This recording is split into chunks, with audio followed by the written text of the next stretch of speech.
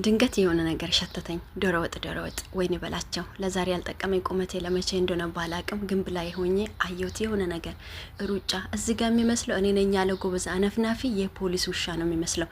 ብቻ ቀረብ እያልኩ ነው ቀረብኩ፣ አየኋቸው። አቤት መግደርደር! ይሄ ሁሉ ደስታ ለምንድን ነው? እንጀራ በወጥ ለመብላት እና ልጆች እዛ ተሰብስቦ አመት በዓል ሊያከብሩ ነበር። ጥግ ላይ ተቀመጥኩና አይናቸውን እያየው ነበር።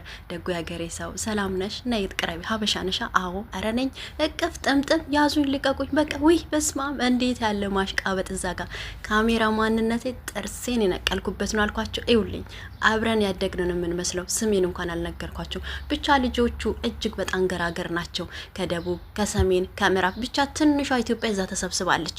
ሲያጎርሱኝ ስንጎራረስ ስሜን እንኳን ሳልነግራቸው ተቀላቅለን ኢትዮጵያዊነትን እዚሁ በደንብ በአካል ኢትዮጵያ ቆማ በአካል አየ። ወይኔ የሀገሬ ወይኔ ኢትዮጵያ!